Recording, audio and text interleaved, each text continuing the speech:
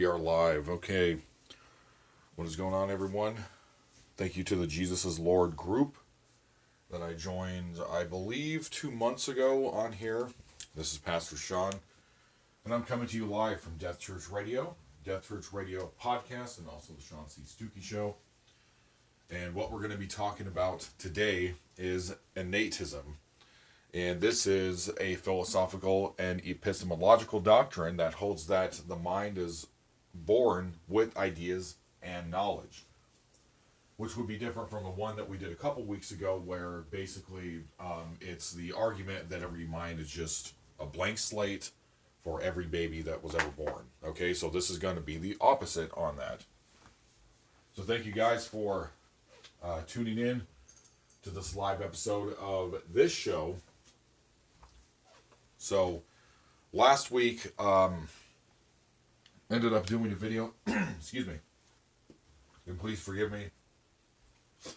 I've been sick. There's been something that went in bloom here in the town that I live in, and I have been having bad sinus problems for the last couple weeks. So I do apologize if you hear me coughing a little bit, and I'll be taking water breaks and whatnot.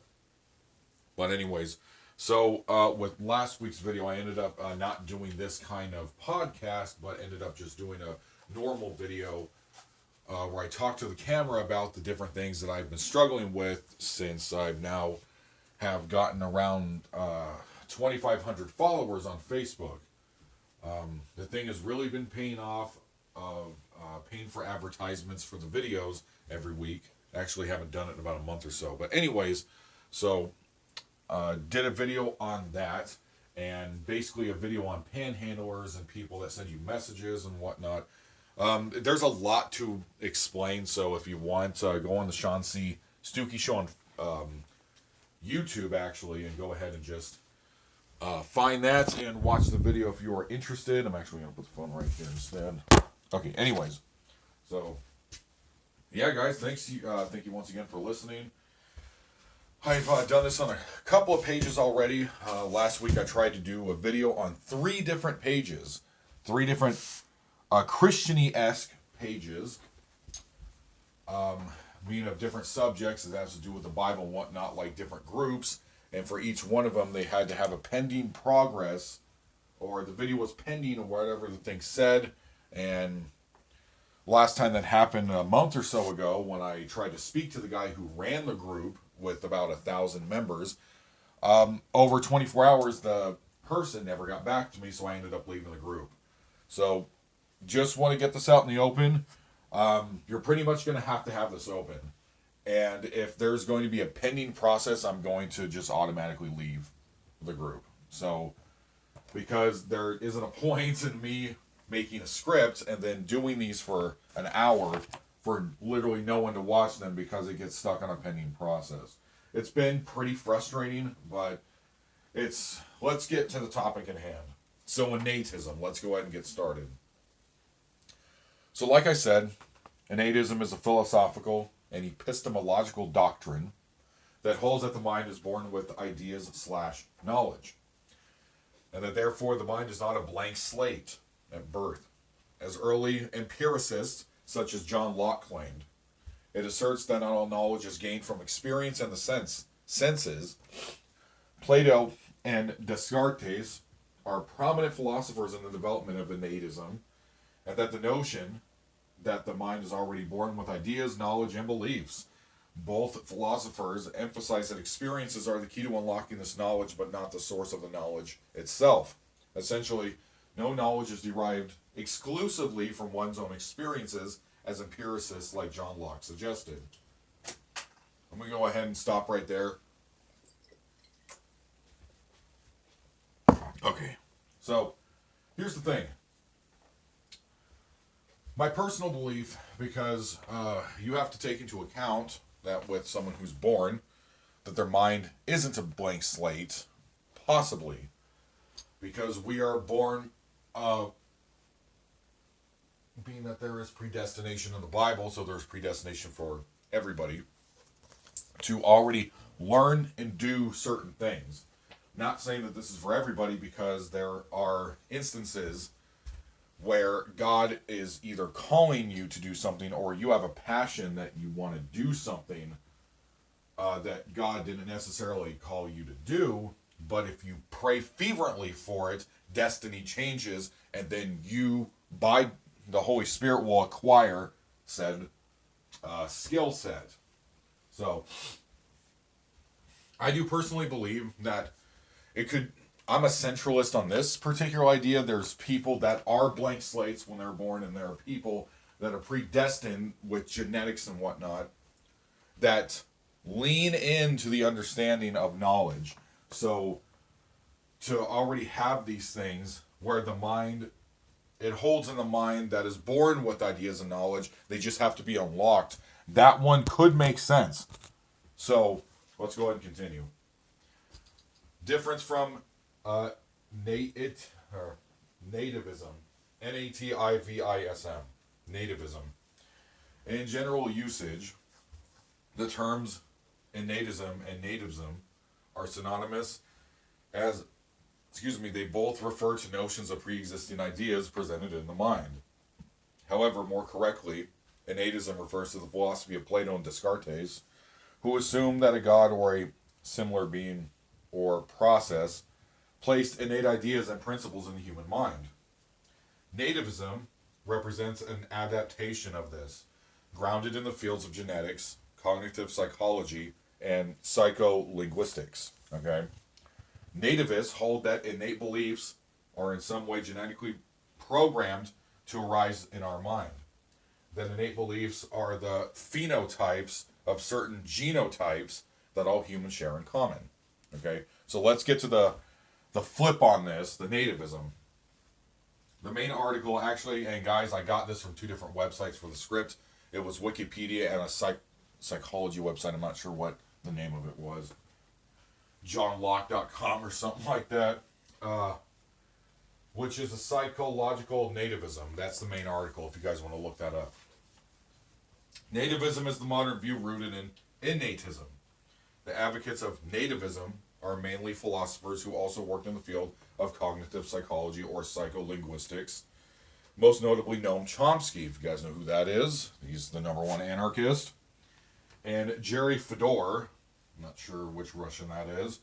Although the latter has adopted a more critical attitude towards nativism in his later writings, the nativist general objection against empiricism is still the same as was raised by the rationalists. The human mind of a newborn child is not a tabula rasa, but equipped it with an inborn structure. Okay? Innate idea, next part. So nature versus nurture. In philosophy and psychology, an innate idea is the concept or item of knowledge which is said to be universal to all humanity. That is something people are born with rather than something people have learned through experience. The issue is controversial and can be said to be an aspect of a long-running nature versus nurture debate, I'll bet one localized to the question of understanding human cognition. Okay. Next will be the philosophical debate portion. Although individual human beings, obviously rare, due to cultural, racial, linguistic, and era-specific influences, obviously. So that's Dave Rubin's influence right there. Innate ideas are said to belong to more fundamental level of human cognition. For example, the philosopher René Descartes theorized that knowledge of God is innate and everybody has a product of the faculty of faith. Okay? Other philosophers, most notably the empiricists, were critical of the theory that denied the existence of any innate ideas, saying all human knowledge was founded on experience rather than a priori reasoning.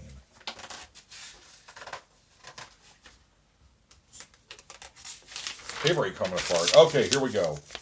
Take another swig of the water here. So, philosophically,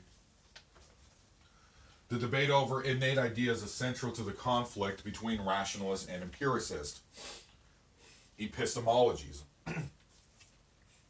While rationalists believe that certain ideas exist independently of experience, empiricism claims that all knowledge is derived from experience. Immanuel Kant, you guys know who that is, look him up if you don't, was a German philosopher who is regarded as having ended the impasse in modern philosophy between rationalists and empiricists, and is widely held to have synthesized these two early modern traditions in his thought. Okay? So next we're going to talk a little bit about Plato, then Descartes. And like I said, once again, with my personal belief set that I would teach on this channel, is that it could be both.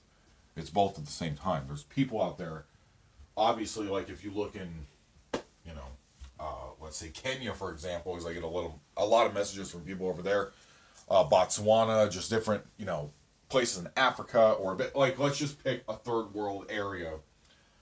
Obviously, there's going to be a lower IQ standard as opposed to people that live in first and second world countries.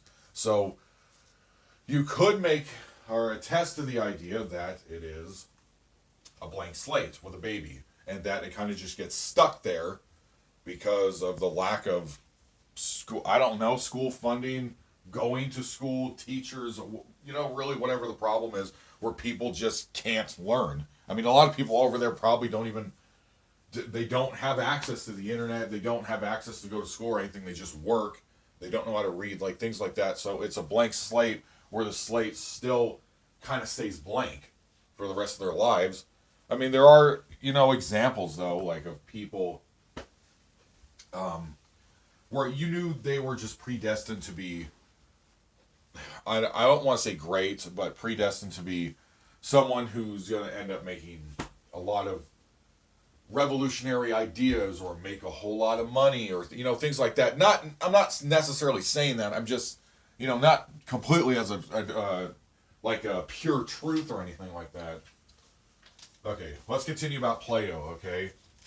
So, Plato argues that if there are certain concepts that we know to be true, but did not learn from experience, then it must be because we have an innate knowledge of it, and this knowledge must have been gained before birth.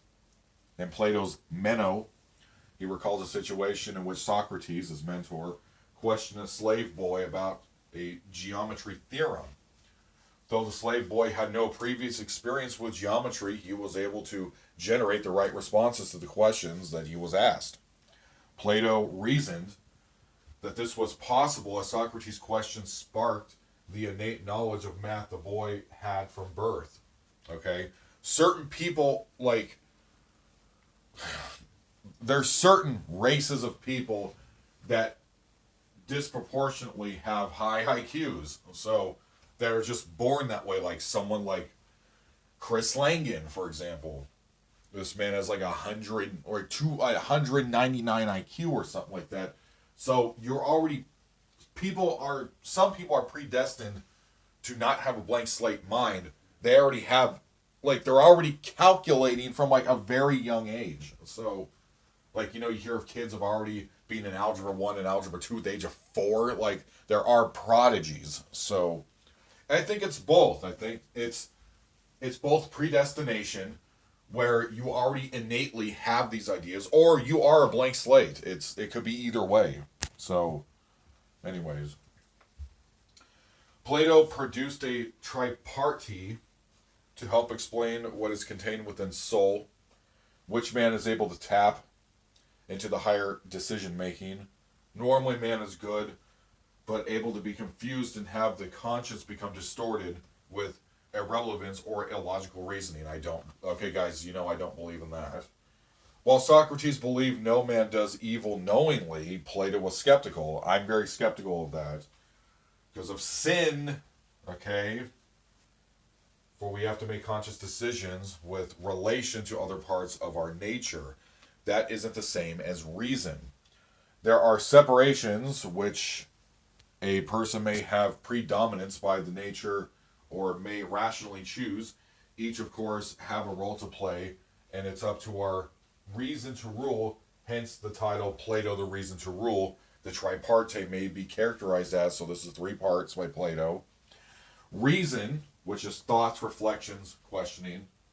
Number 2, spiritedness, which is ego, glory, honor. And then number 3, desires. things that are natural to us. Food, drink, sex versus unnatural, money, power, etc. The tripartite structure of the soul. Okay.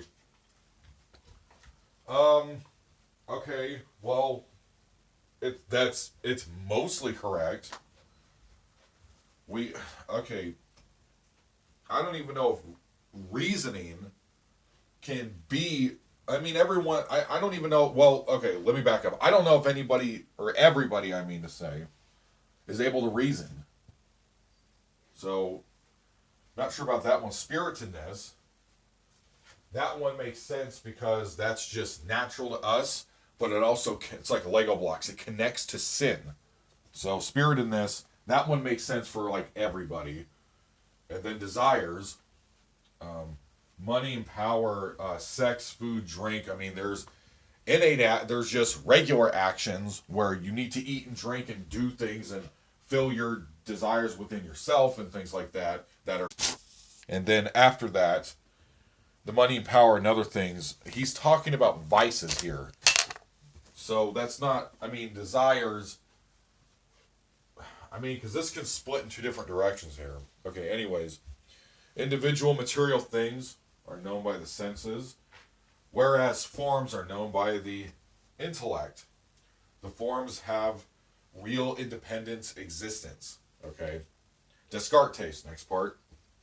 Descartes conveys the idea that innate knowledge or ideas is something inborn, such as one would say that a certain disease might be innate, to signify that a person might be at risk of contacting such a disease.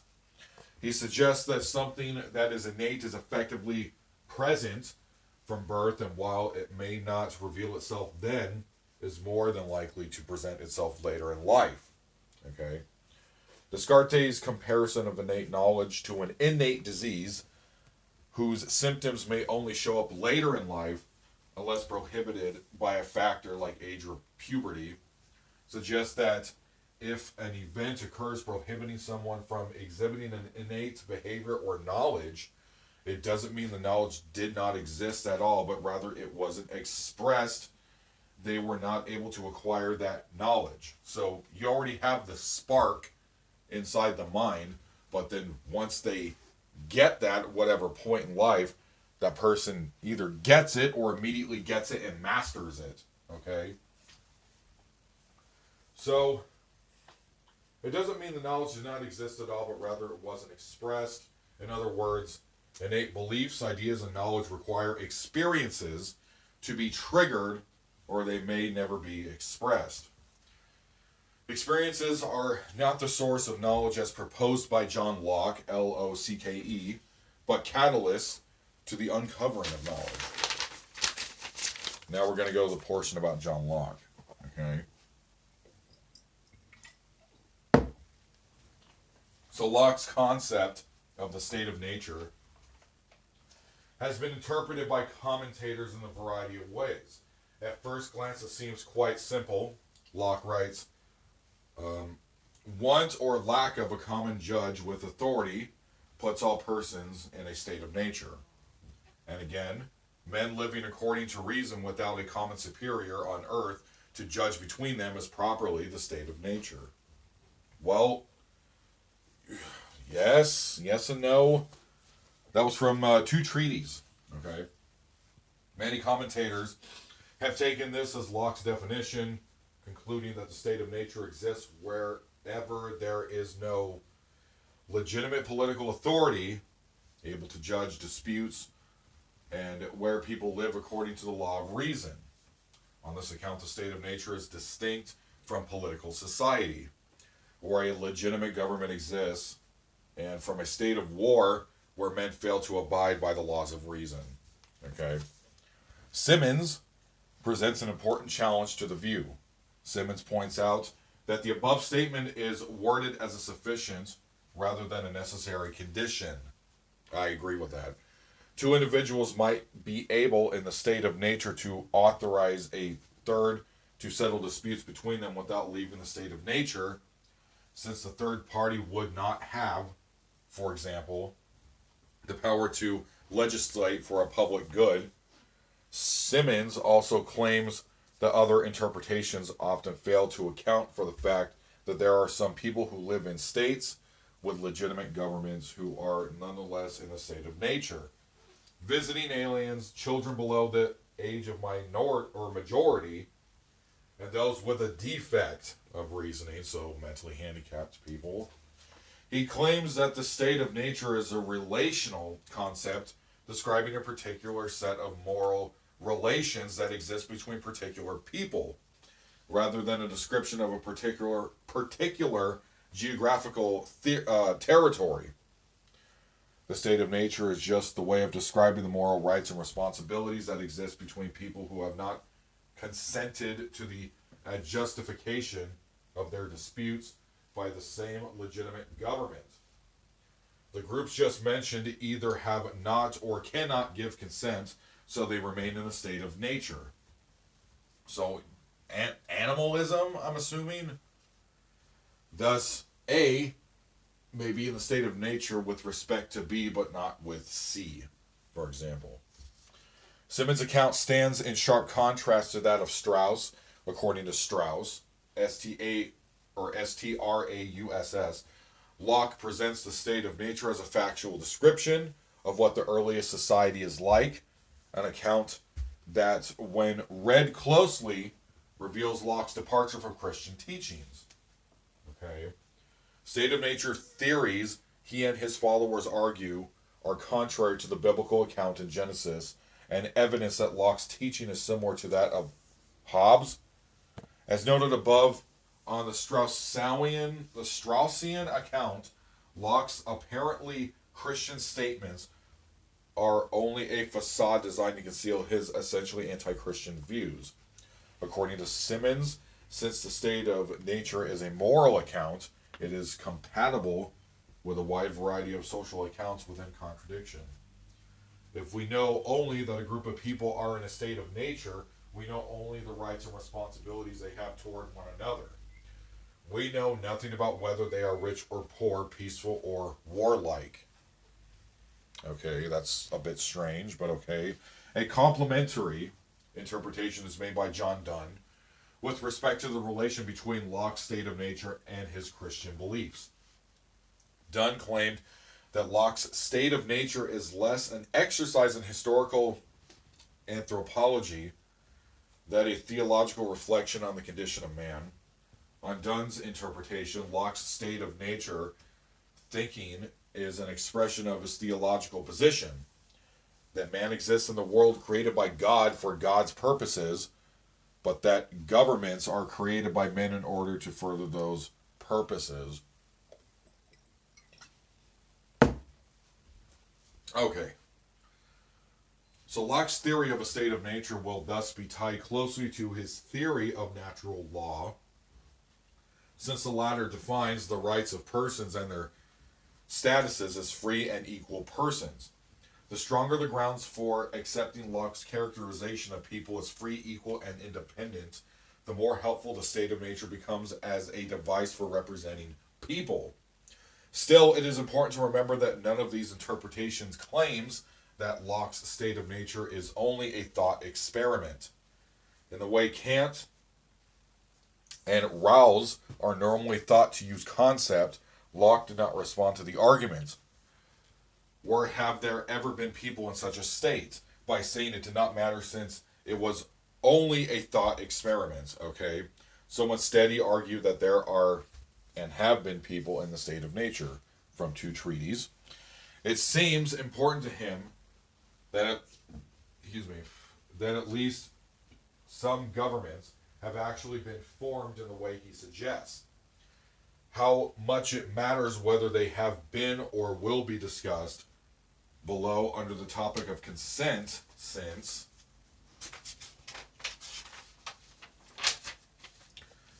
the central question is whether a good government can be legitimate, even if it does not have the actual consent of the people who live under it.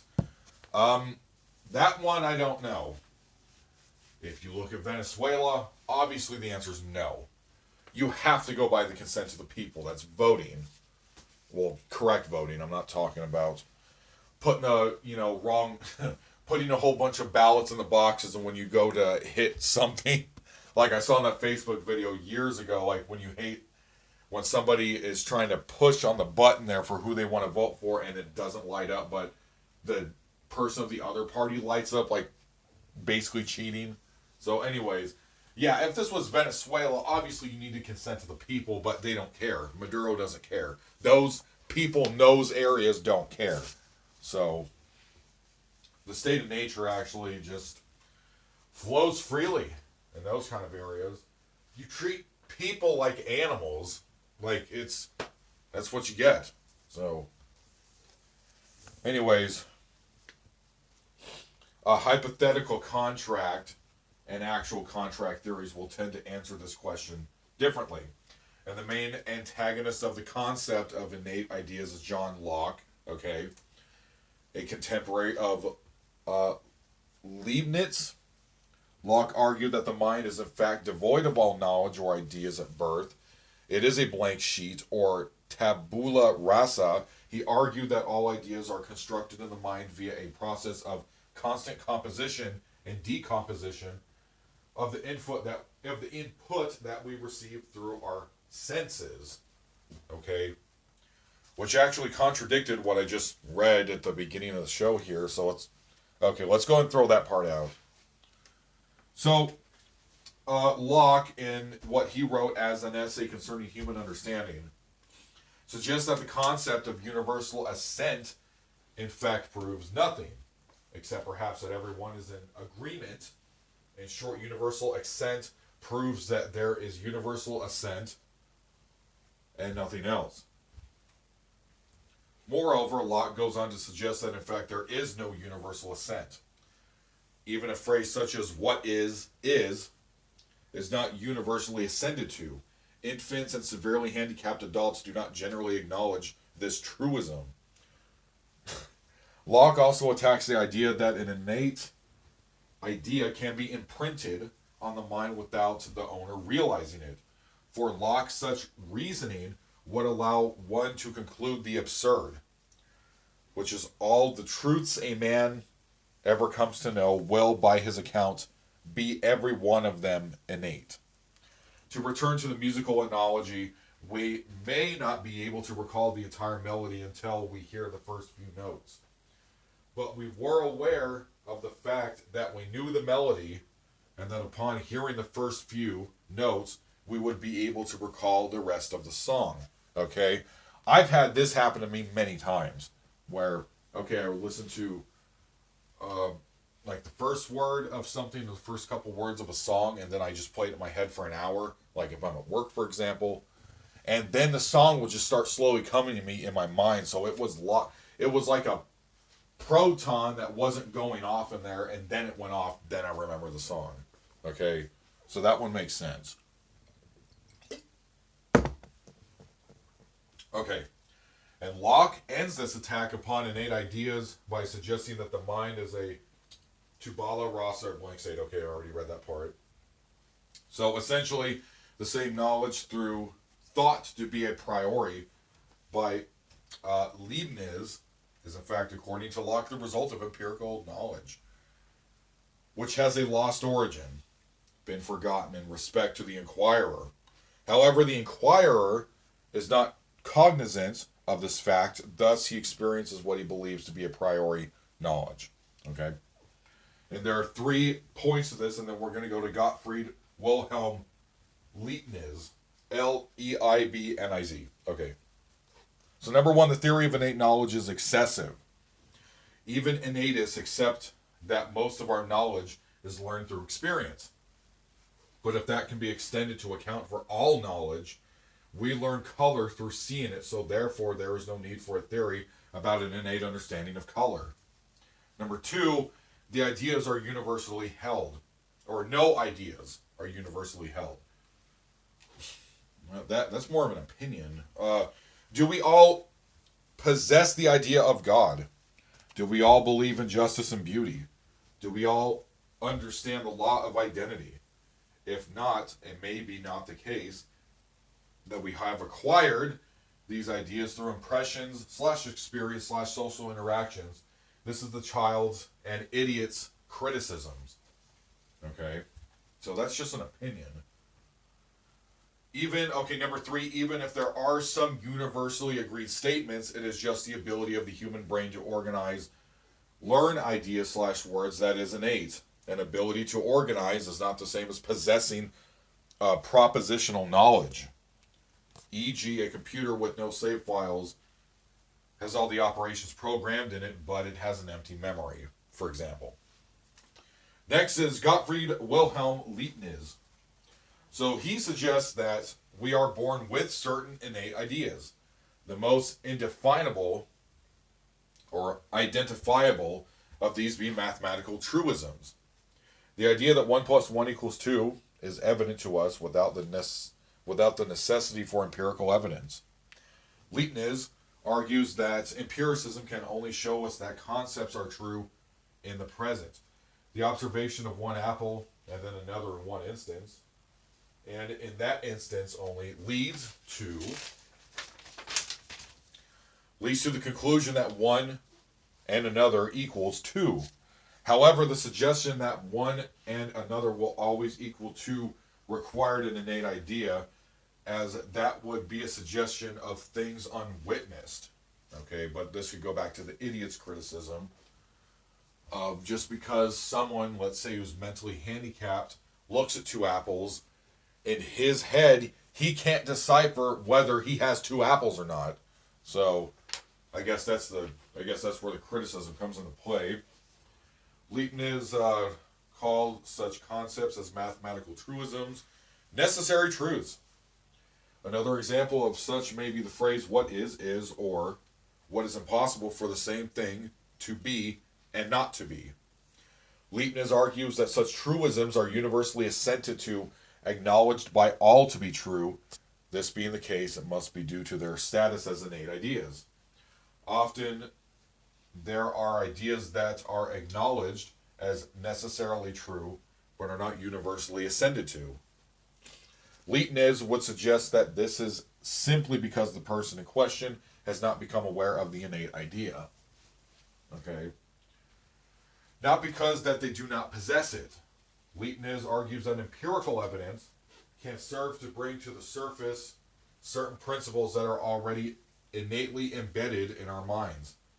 This is similar to needing to hear only the first few notes in order to recall the rest of the melody, just like what we talked about earlier. Okay, so next, there's going to be scientific ideas for the next part. In his Meno, M-E-N-O, written by Plato, Plato raises an important epistemological quandary. How is it that we have certain ideas which are not conclusively derivable from our environments? Noam Chomsky has taken his problem as a philosophical framework for the scientific inquiry into innatism. His linguistic theory, which derives from 18th century classical liberal thinkers such as Wilhelm von Humboldt, attempts to explain in cognitive terms how we can develop knowledge of systems which are said by supporters of innatism to be rich and complex, to be derived from our environment. One such example is our linguistic faculty. Okay. Excuse me. Oh, I'm having bad allergies. Okay.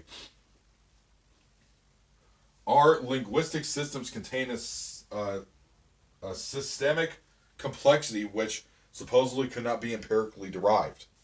The environment seems too poor, variable, and indeterminate, according to Chomsky, to explain the extraordinary ability to learn complex concepts possessed by very young children. Essentially, their accurate grammatical knowledge cannot have originated from their experiences, as their experiences are not adequate.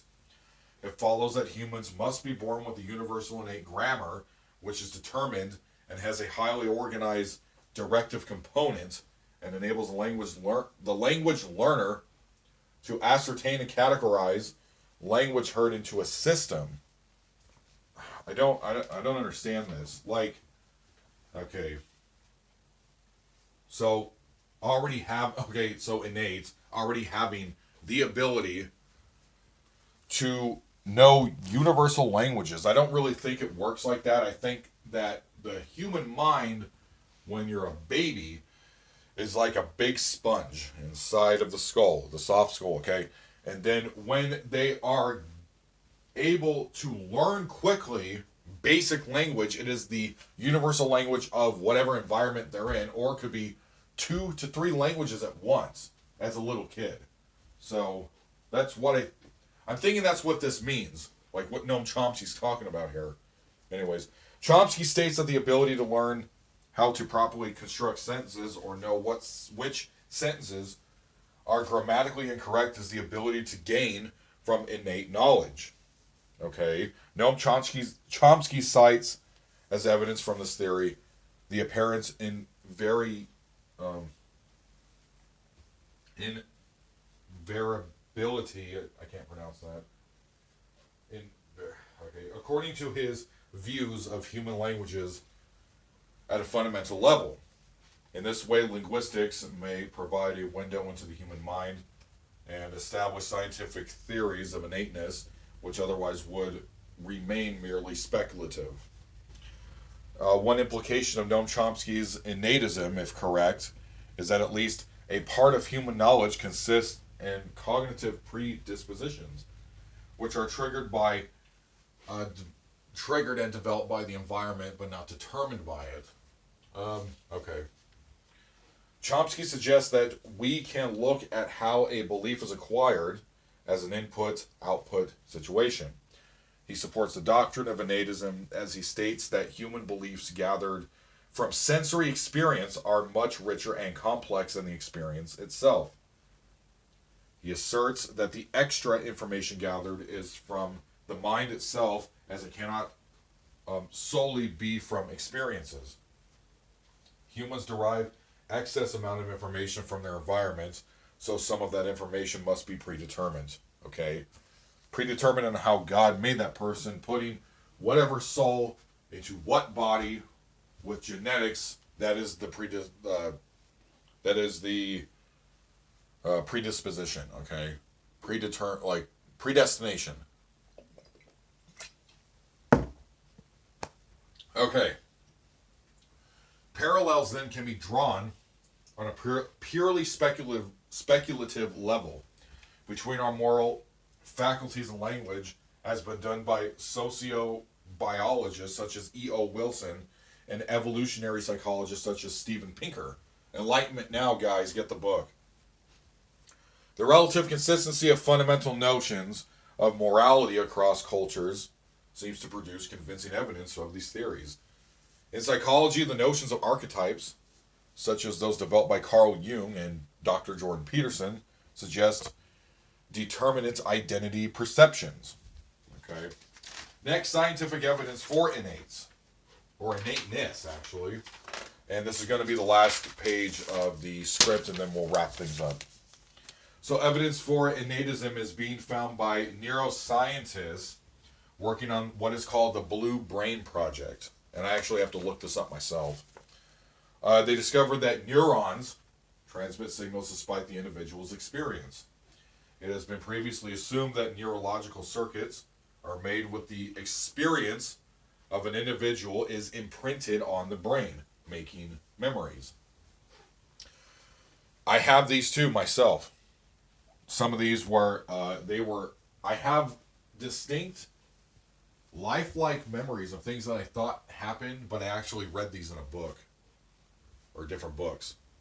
And I thought that they happened to me, or I saw them in a movie when I didn't, or on a TV show. I read it in a book and my mind made that a memory, and then that's how I remembered it. So, anyways. Researchers at the Blue Brain discovered a network of about 50 neurons, which they believe were building blocks of more complex knowledge by contained basic innate knowledge that could be combined in different more complex ways to give way to adequate knowledge, like memory. And scientists ran tests on the neurological circuits of several rats and ascertained that if the neurological circuits had only been formed based on an individual's experience, the test would bring about very different characteristics for each rat. However, the rats all display similar characteristics, which suggests that their neuronal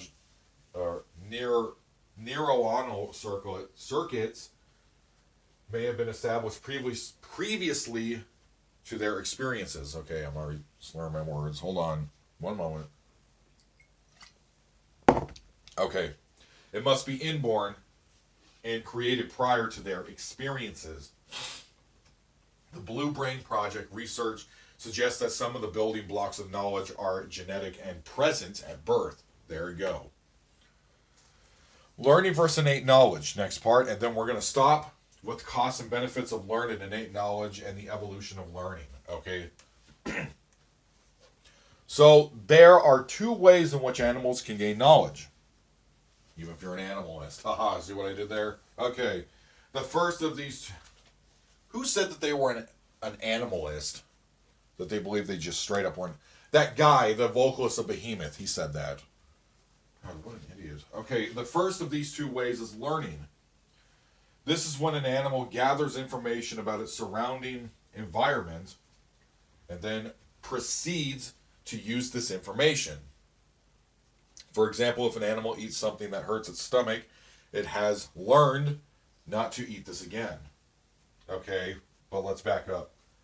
That's not a pure truth. It's not an absolute. You can keep eating, like, there's just something that's not connected in the circuits of the brain with certain people and animals where they're going to keep poisoning themselves and hurting themselves. I mean, even to get, it knows this hurts, so I'm not, it just makes logical sense to stay away from it, but it doesn't mean it's going to happen. There are, I'm sure, animals, like, I don't know, sheep, that are, trying to eat the barbed wires on the fence and they keep getting electrocuted and they just keep doing it. Like, so that's not a universal truth. Anyways, the second way that an animal can acquire knowledge, okay, well, acquiring the knowledge, I agree, that's fine, is through innate knowledge. This knowledge is genetically inherited. The animal automatically knows it without any prior experience, like when a fawn sees a lion. There we go. Or a jaguar. An example of this is when a horse is born and can immediately walk. Okay.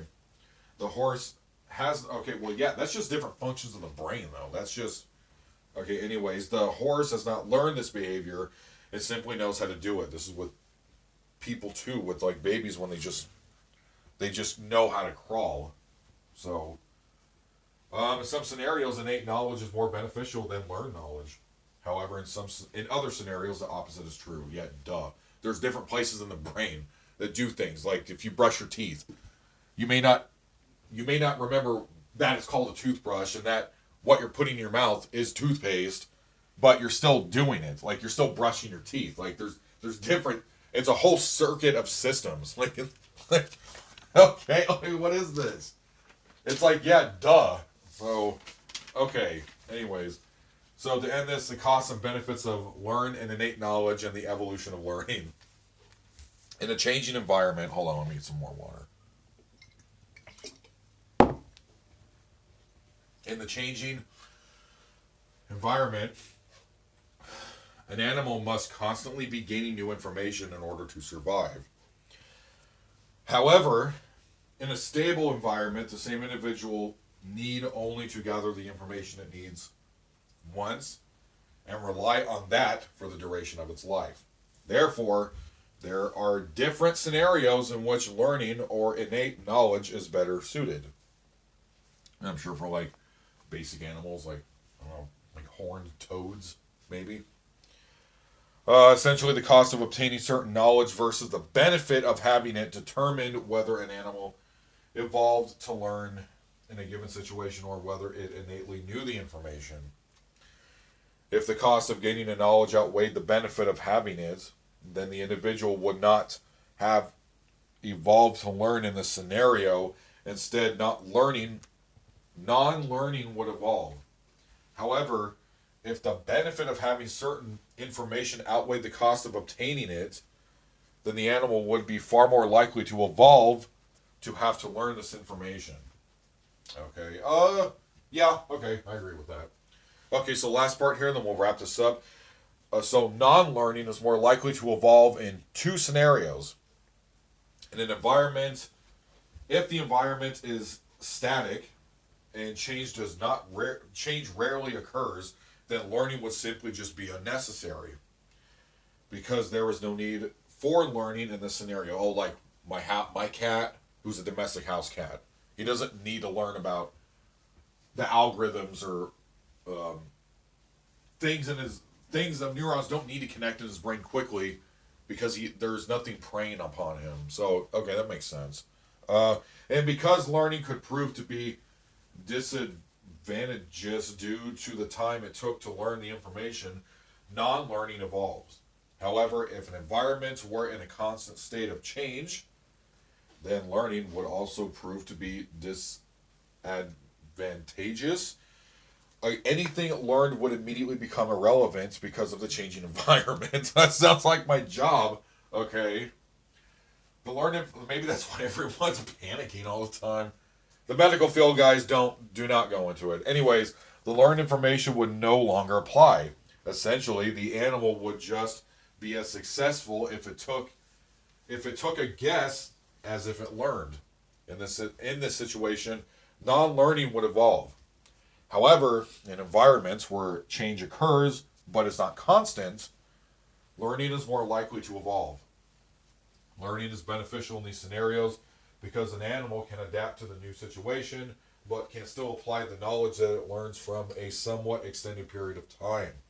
Therefore, learning increases the chances of success as opposed to guessing and adapts to change in the environment as opposed to innate knowledge.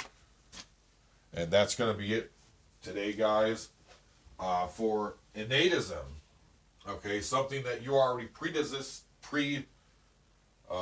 predestination, something you are predisposed of already knowing versus learning. So there's several different examples there of that. So thank you guys for listening to this new podcast episode. I'm Pastor Sean with Death Search Radio podcast, and also the Sean C Stucki Show on Facebook. Up to like 85 people on there following, and God bless.